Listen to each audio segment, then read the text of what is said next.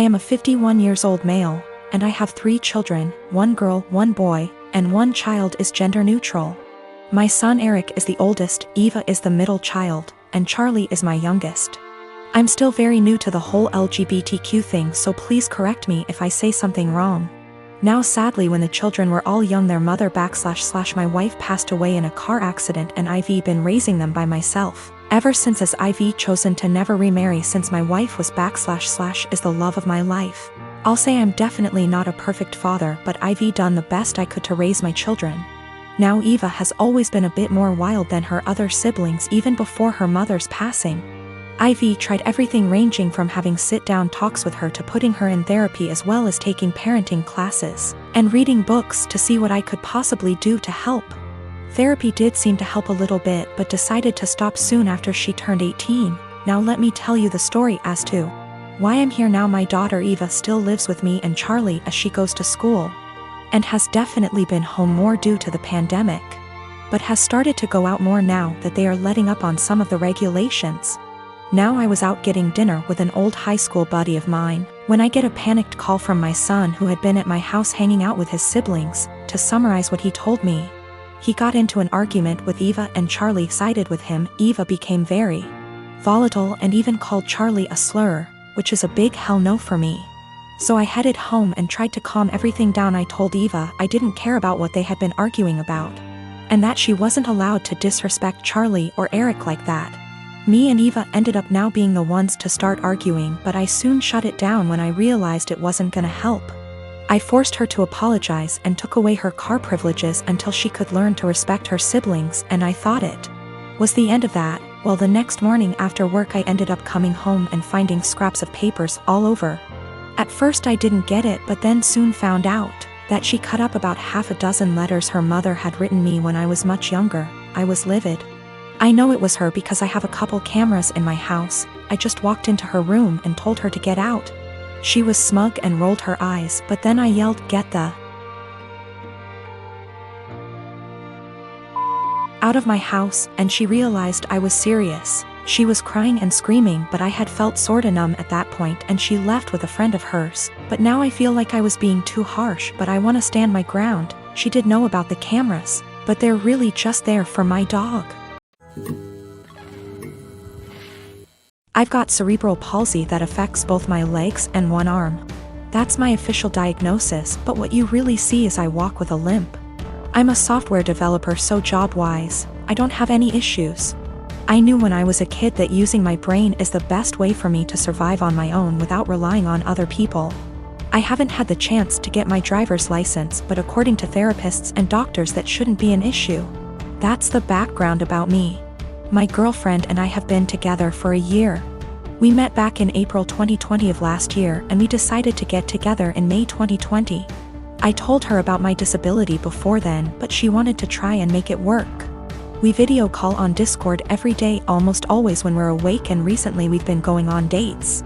She's more than happy to lend me an arm, and she notices things about me that even I miss myself. Outside of my family, she's the most loving and caring person I know, and she's my motivation to do better and improve myself. Honestly, I never thought I could find someone I trusted enough to share my more negative thoughts and problems. I always tried to seem happy so I don't worry others. The emotional support she gives me is really irreplaceable. The problem is scared that, in the future, she will have to take care of me, or most of the work will fall onto her. To make matters worse, her mom has been telling her for the past few weeks to break up with me because she can find better, and she doesn't want her to have the burden of caring for me. She's also really afraid that I will get arthritis early due to my cerebral palsy, and if that happens, a lot is going to be on her. I've tried doing things like stretches and exercises to maintain and improve my muscle tone, but she is still afraid I'll get worse. I'm an introvert, I don't know a lot of people, and honestly, I don't even know the options I've got to look at. I want to prove that I can be independent, and that if things do go wrong, it won't just be on her. I'm in Ontario, Canada. Are there things I can look into and do to assist with my disability, or things I can look into so if things do go wrong, I won't be a burden on her? I'm at the end of my wits. I've never really hated my disability, but I've always kept myself going by tempering my expectations and thinking, My disability is going to make it really hard to find someone, and she's the first person to make me feel like, yeah, it doesn't matter. I want to do anything to show her that I won't hold her back in the future, but I'm out of ideas. Is there anything I can do? I don't want to worry anyone I'm with these issues, but I'm at the end of my wits. I don't even know if my relationship is lost, but I don't want this to happen again, and I want to know what I can do myself so I can reassure my partner, so they know I won't hold them back in the future. I don't know if there are things I can look into to better plan my future so it's not a concern for my partner. The worst part is, I've always thought my disability doesn't matter. But with all of this happening, it's really hard to convince myself otherwise. In January of 2019, my husband was diagnosed with a brain tumor. It was in a completely inoperable part of the brain, and was told me had 6 months to live. He stuck it out and died in October, 3 months longer than he was expected to. He was always positive, and decided a few weeks after his diagnosis that he would write letters for our daughters for significant events in their lives. My husband was my soulmate, and the past few months have been difficult knowing I've lost him. We have 2 daughters, Mia, who is 21, and Imogen, Imi, who is 19.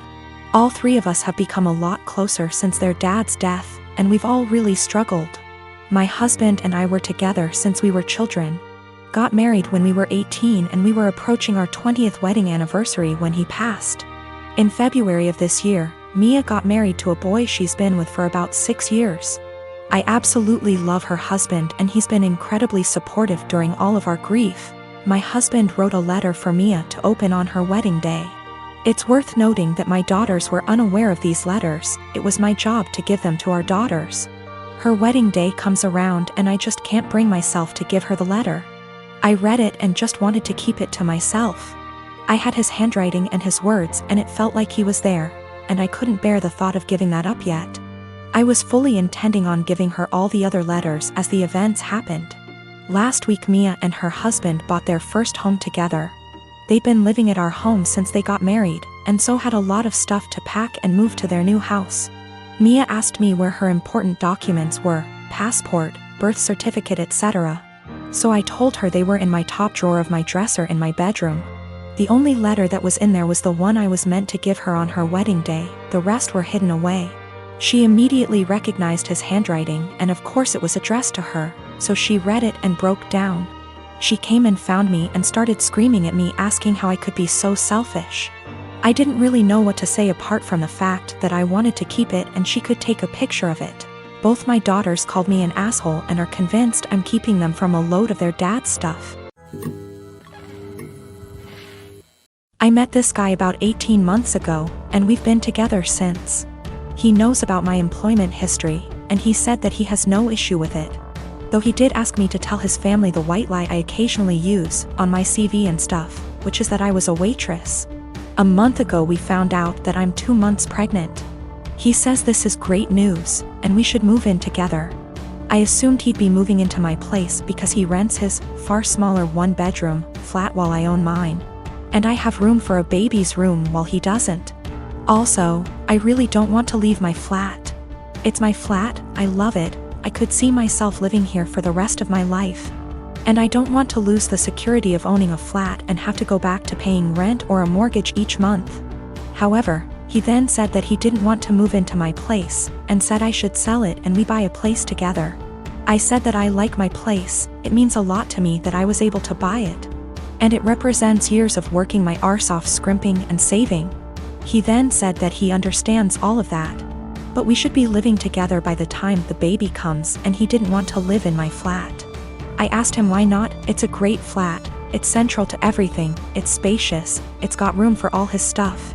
There's a daycare in the building, run / owned by another tenant, and a school 5-minute walk away, the list goes on. And he said that he didn't want to live in a flat that was bought with stripper money. That really pissed me off, and I told him no. Way am I selling my flat, and that he never had an issue with my stripper money paying for this flat before now.